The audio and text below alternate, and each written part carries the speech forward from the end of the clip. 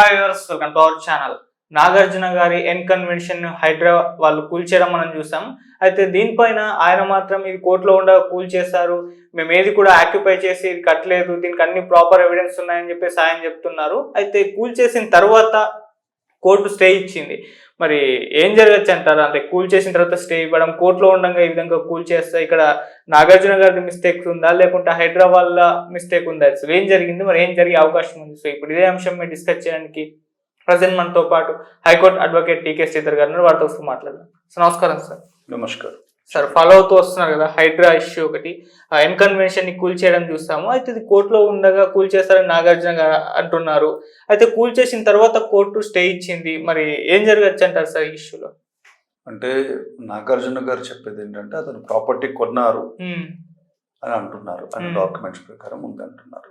కానీ ఇవాళ మనము పేపర్లో చూసిన ఫోటోగ్రాఫ్స్ చూస్తే అది ట్యాంక్ కి దగ్గర కనిపిస్తుంది. అవును. సో ట్యాంక్ కి దగ్గర కనిపిస్తున్నప్పుడు ఏంటంటే రెండు కాన్సెప్ట్స్ ఉంటాయి. ఒకటేమో ఫుల్ ట్యాంక్ లెవెల్ అంటారు, అంటే అక్కడ అసలు ఎటువంటి కన్స్ట్రక్షన్స్ చేయకూడదు. ఎవరికైనా నాగార్జున గారు ఉండనివ్వండి, ఇంకెవరైనా ఉండనివ్వండి, ఫుల్ ట్యాంక్ లెవెల్ దగ్గర నో కన్స్ట్రక్షన్స్ పర్మిటెడ్.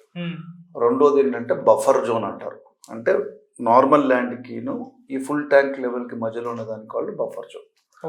వారి మీద వచ్చిన ప్రధానమైన అంటే వాళ్ళు డిమాలిష్ చేయడానికి హైడ్రా కానీ ఎవరైనా, హైడ్రా అనేది రీసెంట్గా కాన్స్టిట్యూట్ అయిన ఒక ఆర్గనైజేషన్, ఏంటంటే ఫుల్ ట్యాంక్ లెవెల్ని బఫర్ జోన్ని నాగార్జున గారు ఆక్యుపై చేసినారు. కొన్ని ఉండొచ్చు, ఆయన బోనఫైడ్ పర్చేజర్ కూడా అయి ఉండొచ్చు. కానీ అది ట్యాంక్ లెవెల్ని చేసేటట్టయితే it is prone for demolition. రెండో క్వశ్చన్ ఏంటంటే నాగార్జున గారు మాకు ఆల్రెడీ స్టే ఉండగా డిమాలిష్ చేశారు అంటున్నారు. ఒకవేళ ఆల్రెడీ స్టే ఉంటే అప్పుడు ఆయన వేయాల్సిన రిలీఫ్ ఏంటంటే కంటెంప్ట్ ఆఫ్ కోర్ట్. కానీ అతను మళ్ళీ సెకండరీ పిటిషన్ వేసి ఆ డిమాలిషన్ అయితే ఉందని స్టే చేయమన్నారు. అంటే నాగార్జున గారు ప్రకారం అక్కడ స్టే ఉంటుంటే స్టే చూపించచ్చు కదా అక్కడ. కాబట్టి మేబీ వారు ఫిలిం యాక్టర్ కాబట్టి వారికి లీగల్ ఇష్యూస్ తెలియకపోయి ఉండొచ్చు, అడ్మిట్ అయి ఉండొచ్చు, అంతకుముందు ఉన్న కేసు అడ్మిట్ అయి ఉండొచ్చు, రిలీఫ్ వచ్చి ఉండదు. ఆ యొక్క నోటీస్ ఒకవేళ ఇచ్చి ఉంటే నోటీస్ వచ్చి, ఒకవేళ అలా తీసుకుందాం అనుకోండి, అప్పుడు ఇచ్చిన నోటీసు ఆల్రెడీ హైకోర్టులో ఛాలెంజ్ అయి ఉండగా వితౌట్ నోటీస్ ఇది చేయడం కరెక్టా రాంగా? ఈ date of notice HYDRAA constitute అయింది రిజల్ట్ కాబట్టి ఇది పాత కేసా లేదా కొత్త కేసు అనేది కూడా మనకి ఇన్ఫర్మేషన్ లేదు. కానీ ఈ విషయంలో మనం తెలుసుకోవాల్సిన లెసన్ ఏంటంటే, ఇంతకుముందు కూడా బీఆర్ఎస్ గవర్నమెంట్ ఉన్నప్పుడు అయ్యప్ప కాలనీ అనే సొసైటీ లోపల ఇట్లనే డిమాలిషన్స్ అయ్యాయి. కొన్ని రోజులు చాలా పెద్ద, అంటే మొత్తం ఇంకా అసలు ఇల్లీగల్ కన్స్ట్రక్షన్స్ అనేది ఏదున్నా కూడా ప్రభుత్వం చాలా కఠినంగా నిర్ణయం తీసుకొని కూల్చేస్తుంది అన్నారు. ఒక 2-3 రోజులు, ఒక 10 రోజులు డిమాలిషన్స్ కూడా జరిగాయి. తర్వాత ఆ ఇష్యూ మళ్ళీ మనకు కనపడలేదు. అంటే అఫీషియల్స్ అంతవరకు ఇల్లీగల్ కన్స్ట్రక్షన్స్ అన్నీ వచ్చినా కూడా సైలెంట్ ఊరుకుంటున్నారు. సైలెంట్ ఊరుకొని తర్వాత వాళ్ళకి ఎప్పుడైనా మూడ్ వచ్చినప్పుడు డిమాలిషన్స్ చేస్తున్నట్టు కనిపిస్తుంది మనకి. ఇంతకుముందు రేవంత్ రెడ్డి గారు ఐ థింక్ వారు అపోజిషన్ లీడర్ లాగా ఉన్నప్పుడు ఈ ఎన్ కన్వెన్షన్ మీద అంతకుముందున్న ప్రభుత్వంని అలిగేషన్ చేస్తూ నాగార్జున గారిని కూడా వారు చెప్పారు. ఇప్పుడు ప్రభుత్వం ఫామ్ అయినాక రేవంత్ రెడ్డి గారు నాగార్జున రెడ్డి గారికి ఉన్న పలుకుబడి అవన్నీ దృష్టిలో పెట్టుకొని ఇప్పుడు అనపోయి ఉండొచ్చు. కానీ మనసులో మన ముఖ్యమంత్రి గారికి ఈ దృష్టి ఉంది కదా, ఆయన గుడ్ బుక్స్ లో మనం వచ్చేస్తాం హైడ్రా కాన్స్టిట్యూట్ అయ్యాక అని చెప్పి అఫీషియల్స్ కూడా కొంచెం తొందరపాటు చర్య చేస్తుండొచ్చు. ఏది ఏమున్నా ఎవరికైనా నాగార్జున గారు ఉండనివ్వండి, ఇంకెవరన్నా బిగ్ షాట్ ఉండనివ్వండి, లేకపోతే కామనర్ ఉండనివ్వండి, law is equally applicable to all. ఒకవేళ ఒక పని చేయకూడదు అన్న పని ఉన్నప్పుడు దాన్ని చేసి దాని మీద ఇన్వెస్ట్మెంట్లు చేసి ఈ లాస్కి అండర్గో అయ్యి 10 మందిలో మనము ఏదో తప్పు చేసిన వాళ్ళలాగా ఒక రిఫ్లెక్షన్ పడే బదులు కేవియట్ ఎంప్టార్ అని ఒక రూల్ ఉంది. Buyer should be beware. Buyer beware, నువ్వు కొనే ప్రాపర్టీ కరెక్ట్ అయిన ప్రాపర్టీ, ఆ టైటిల్ ఉందా, రెవెన్యూ క్లియరెన్స్ ఉందా, ఇంకేమైనా అథారిటీస్ క్లియరెన్సెస్ కావాలా అనేది చూసుకోవాలి. చూసుకోకుండా కొన్నాక పర్మిషన్ లేకుండా కట్టారని ఇంకొక అభియోగం. కాబట్టి ఇలాంటి పరిస్థితుల లోపల అన్ఫార్చునేట్ సిచ్యువేషన్ లోపల ఇట్స్ ఫైనాన్షియల్ లాస్ కదా. అసలు కట్టకుండా ఉంటే బెటర్ కదా, కట్టి దాన్ని డెవలప్ చేసి ఈ లాస్ అయ్యేదానికంటే అలాంటివి డిస్ప్యూటెడ్ ప్రాపర్టీస్ని కొనడం ఎందుకు? కొన్నారు, మరి ఇన్ని రోజులు ఆగింది అంటే ఎవరి మీద ఈ కోపం చూపిస్తున్నారు అంటే ఇంతకుముందు ఉన్న బీఆర్ఎస్ ప్రభుత్వం అంతా కూడా వాళ్ళకి కావాల్సిన వాళ్ళకి ఒక బెనిఫిట్ ఇవ్వడం చేశారా అని, are they are sending a signal. Nagarjuna లాంటి ఫ్యాన్ ఫాలోయింగ్ ఉన్నవారికే మేము అఫీషియల్స్ మేము చాలా స్ట్రిక్ట్ ఉన్నాం, ఇంకా కామనర్స్ అందరూ కూడా రమ్మనా, లేకపోతే ఒక సెటిల్మెంట్ అనా ఏంటి? What is the message they want to communicate? కాబట్టి దీంట్లో మనం తెలుసుకోవాల్సింది ఏంటంటే ఇదే ఫోటోగ్రాఫ్స్ ఇంతకుముందు కూడా డిజిటల్ ఫోటోగ్రాఫ్స్ అవైలబుల్ ఉండొచ్చు. కామనర్స్ ఎవరు చూసినది వర్షాకాలం, ఈ వర్షాకాలంలో చూసినప్పుడు అక్కడ ఆ వాటర్ కి చాలా పక్కన కనిపిస్తుంది. ఇది ఇప్పుడు మనకి ఆ ఫోటోగ్రాఫ్స్ ఇప్పుడు రిలీజ్ చేస్తున్నారు, ఆ ఫోటోగ్రాఫ్స్ ఎప్పుడు రిలీజ్ చేయాలి? గవర్నమెంట్ ప్రభుత్వము అప్పుడే చేస్తుంటే వస్తుంది కదా. కాబట్టి మనం నాగార్జున గారి నుంచి సైట్స్ తీసుకోకూడదు, ప్రభుత్వం నుంచి సైట్స్ తీసుకోకూడదు. ఒకటి, if law is to be applied, it should be equally applied for everybody irrespective of their status are stature in the society. అంతవరకు బాగానే ఉంది, మన సింపతి ఉంది నాగార్జున గారి మీద, ఎందుకంటే ప్రాపర్టీ అన్నెసెసరీగా వారు నష్టపోయారని సింపతి ఉంది. కానీ యాక్షన్ ఆఫ్ ది అఫీషియల్స్లో మాత్రం కొంచెం సస్పిషియస్ ఉంది. వాళ్ళు only to please the chief minister and other persons concern వాళ్ళు ఒక హై డ్రామా చేసినారు అనేది అనిపిస్తుంది. కానీ they are acting in accordance with law, good.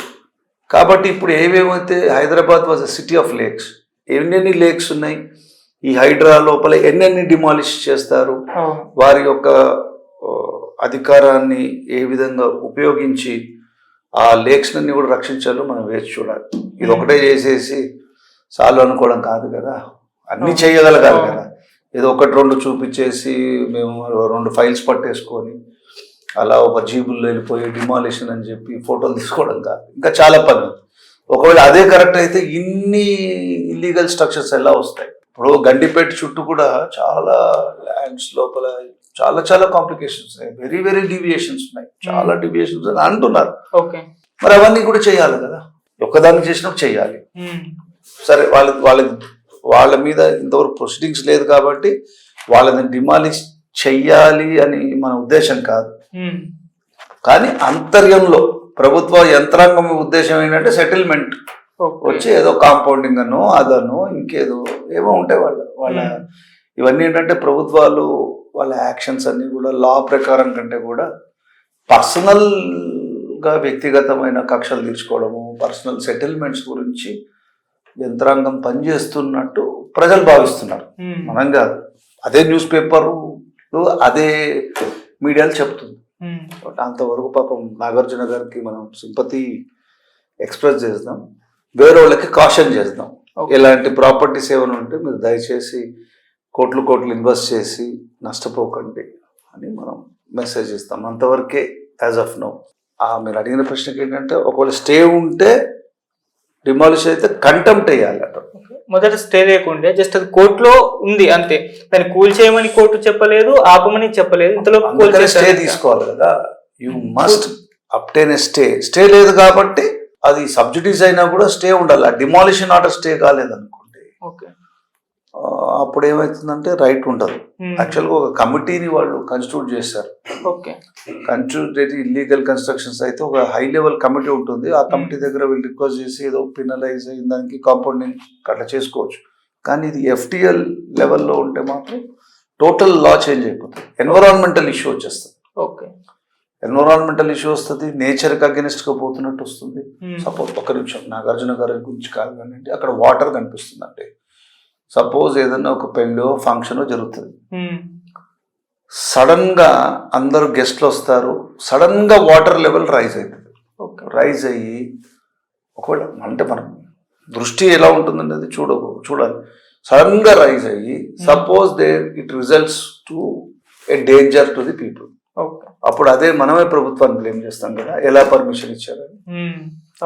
అలాంటివి చూపిస్తారు. కాబట్టి ఇప్పుడు చేశారు కదా ప్రభుత్వం. లెట్ us see ఎన్ని ఇలాంటి ఇల్లీగల్ కన్స్ట్రక్షన్స్ ని రేవంత్ రెడ్డి గారి నాయకత్వంలో డిమాలిష్ చేస్తారు అనేది మనం కూడా చూడాలి కదా. అప్పుడు ప్రభుత్వం ఇది వస్తుంది. ఇప్పుడు రియల్ ఎస్టేట్ వాళ్ళకి ఒక భయం క్రియేట్ అవుతుంది కదా.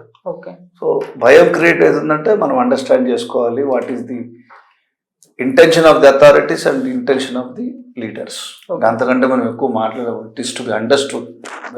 సో నెటిజన్స్ నుంచి అంటే ఇంకో రకమైన క్వశ్చన్స్ రైజ్ అవుతున్నాయి. ఇప్పుడు ఆల్రెడీ కూల్ చేసిన తర్వాత స్టే ఇచ్చారు కదా, రేపటి రోజు తీర్పు నాగార్జున గారి వైపు వస్తే ఆల్రెడీ కూల్ చేశారు, అప్పుడు పరిస్థితి ఏంటి?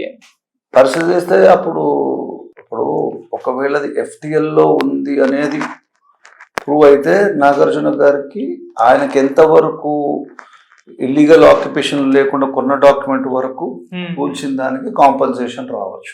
ఇల్లీగల్ డిమాలిషన్ ఏదైతే ఇల్లీగల్ ఆక్యుపేషన్లో ఉన్నారని చెప్పిన దానికి ఆయనకి ఎట్లా he will fall under a question of trespasser కదా, అతనికి ఎలా రైట్ వస్తుంది. కాబట్టి రేపు పొద్దున స్టేట్ చెప్పిన మిగిలిన పోర్షన్ ఏదైతే తను జునైన్ కొన్నారో వాటి వరకు రీకన్స్ట్రక్షన్ కట్టుకోవడానికి వస్తుంది. Access to the full tank level అనేది పోతుంది కదా. కాబట్టి ఓవరాల్ స్ట్రక్చర్ ఒక 3 acres 4 acres ఉన్నది, ఆయన ఎంటైటిల్మెంట్ 1.5 acres ఉంటే దాని వరకు ప్రొటెక్షన్ వస్తుంది. డిమాలిషన్ చేశారు కానీ ఆయన ల్యాండ్ మీద రైట్ ఎంతవరకు ఉంది అంతవరకు ప్రొటెక్ట్ అవుతుంది. కోర్టు కూడా అంతవరకు ప్రొటెక్ట్ చేస్తుంది. కానీ నాగార్జున గారి కానిది ప్రభుత్వానికి సంబంధించింది, అది ప్రజలకి సంబంధించిన FTL అనే దాంట్లోపల నాగార్జున గారికి ఎట్లా క్లెయిమ్ వస్తుంది? ఒకటి ఏంటంటే principles of natural justice follow అవ్వాలి, నోటీస్ ఇవ్వాలి. ఇంతకుముందు ఇచ్చిన దానికి మళ్ళీ చెప్పాలి, మేము ఇచ్చాము, వీఆర్ గోయింగ్ టు డిమాలిష్ అని చెప్పాలి. అది చెప్పారనుకో డిమాలిష్ చేయలేరు కదా. హైకోర్టు ఆర్డర్ ఆల్రెడీ సబ్సిడీస్ ఉన్న మ్యాటర్లో మేము నీకు ఇలా ఇస్తున్నామని చెప్పడానికి ఉండదు కదా, అంత అఫీషియల్స్ చేయరు. ఇది కొంచెం ఏంటంటే అఫీషియల్స్ ఒక హీరోయిజం చూపించేశారు. నాగార్జున గారు సినిమా లోపల హీరోయిజం చూపిస్తే అఫీషియల్స్ హీరో అయిన నాగార్జున గారికి హీరోయిజం చూపించారు. సార్ అలాగే మొన్న కోర్టు కూడా వీళ్ళు హైదరాబాద్ క్వశ్చన్ చేసింది వాళ్ళ తరపు న్యాయవాదులు. అంటే 10-20 సంవత్సరాల నుంచి కట్టుకున్న బిల్డింగ్స్ ని కూల్ చేస్తున్నారు, వాళ్ళు అప్పుడు పర్మిషన్ తీసుకున్నామని అవన్నీ డాక్యుమెంట్స్ చూపిస్తున్నారు కదా, అన్ని సంవత్సరాల నుంచి ఏం చేయలేక ఇప్పుడు ఎలా కూల్స్తారని క్వశ్చన్ చేస్తారు. ఇప్పుడు ఎలా కూల్స్తారంటే illegal structure it can be demolished at any time. అసలు నేను అడిగేది ఏంటంటే అసలు ఇల్లీగల్ స్ట్రక్చర్ ఎందుకు వస్తుంది? ఈ అఫీషియల్సే కదా పర్మిట్ చేస్తున్నారు.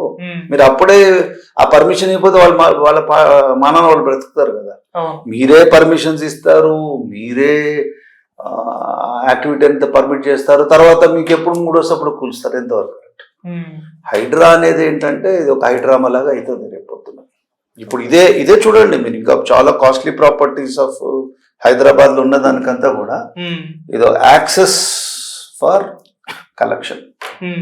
కలెక్షన్ ఏంటి అని మనం చెప్పకూడదు. కాంపౌండింగ్ ఫీజు ఉండొచ్చు, అదర్వైజ్ కలెక్షన్ కూడా ఉండొచ్చు. ఒక భయానకమైన సిచ్యువేషన్. ఇప్పుడు ఇదంతా ఏంటంటే ఈ రోల్ మోడల్స్ అంతా ఎక్కడికి వెళ్ళి తీసుకుంటున్నారంటే ఉత్తరప్రదేశ్ లోపల యోగి ఆదిత్యనాథ్ ప్రభుత్వం లోపల అక్యూజ్డ్ హౌస్ ఉందనుకో డిమాలిష్ చేశారు నోటీస్ లేకుండా. మొన్న ఎక్కడో డిమాలిష్ చేసేసారు. అంటే ప్రిన్సిపల్స్ ఆఫ్ న్యాచురల్ జస్టిస్ ఒక నోటీస్ ఇవ్వాలి అనే కాన్సెప్ట్ లేకుండా హైడ్రామా అనమాట. ఎవరికి వాళ్ళు పవర్ తీసుకొని